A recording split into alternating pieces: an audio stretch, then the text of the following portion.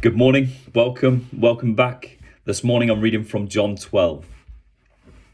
Jesus, therefore, 6 days before the Passover, came to Bethany, where Lazarus was, whom Jesus had raised from the dead. So they made him a supper there, and Martha was serving, but Lazarus was one of those reclining at the table with him. Mary then took a pound of very costly perfume, of pure nard, and anointed the feet of Jesus, and wiped his feet with her hair.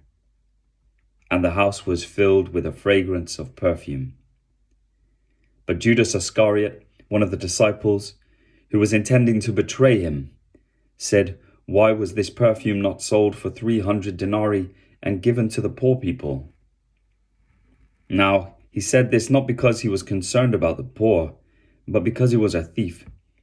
And as he had the money box, he used to pilfer what was put into it.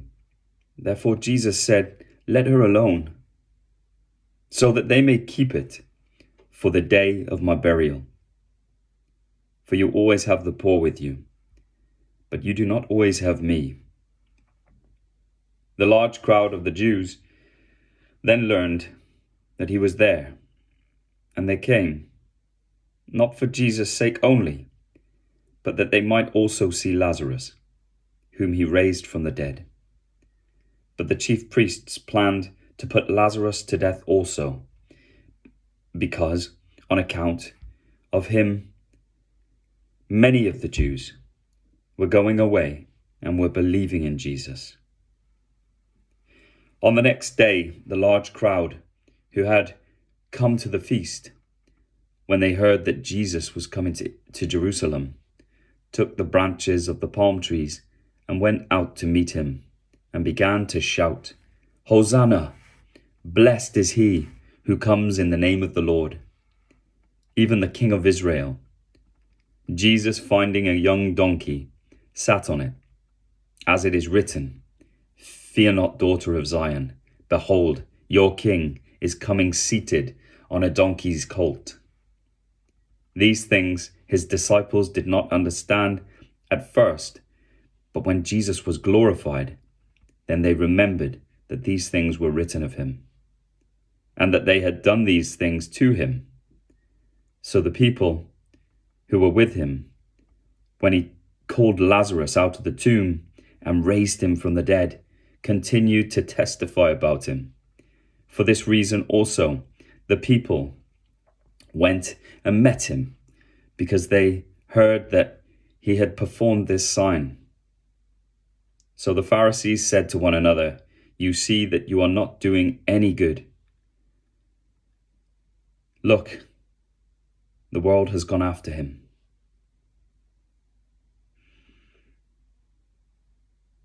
Now there were some Greeks among those who were going up to worship at the feast.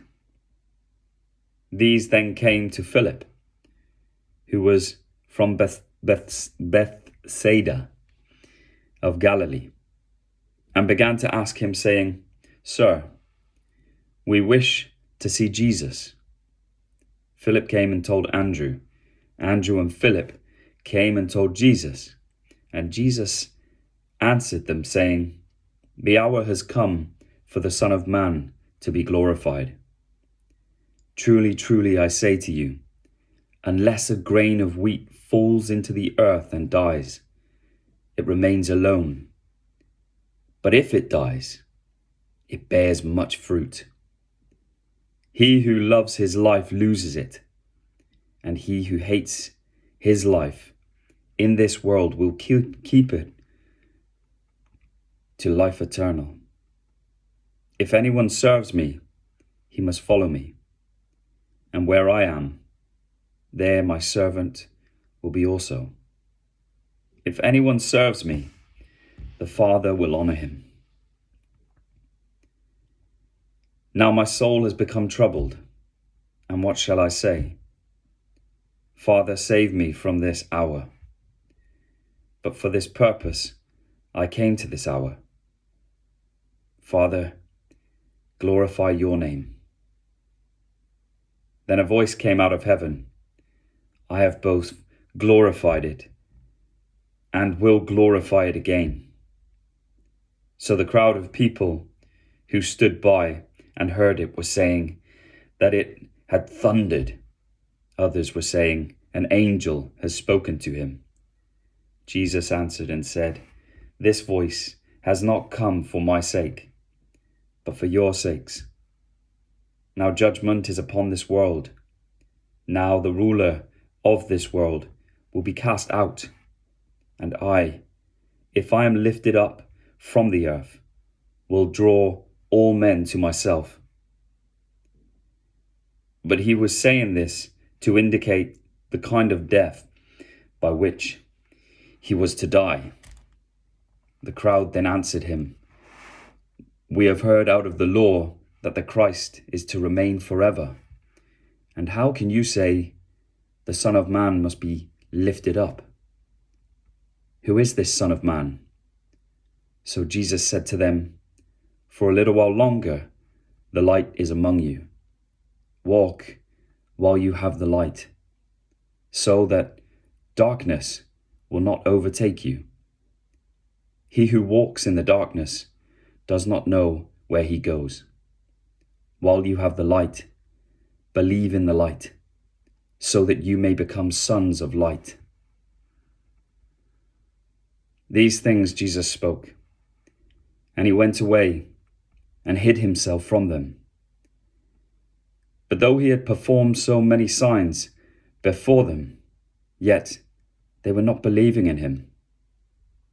This was to fulfill the word of Isaiah the prophet, which he spoke, Lord, who has believed our report?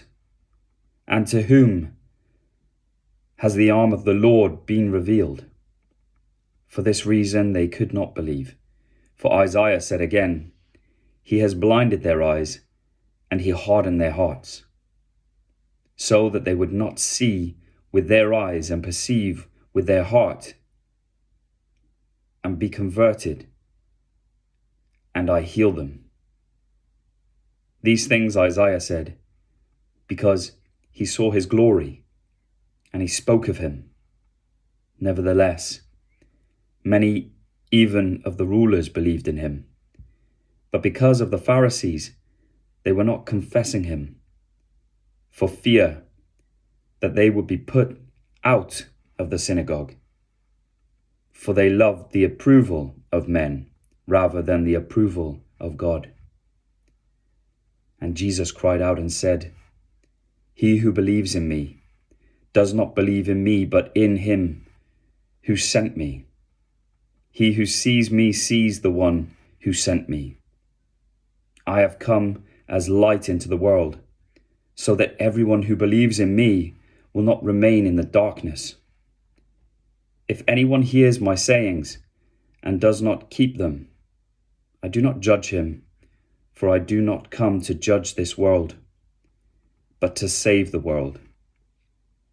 He who rejects me and does not receive my sayings has one who judge is him. The word I spoke is what will judge him at the last day. For I did not speak on my own initiative, but the Father himself who sent me has given me a commandment as to what to say and what to speak. I know that his commandment is eternal life. Therefore the things I speak just as the Father has told me.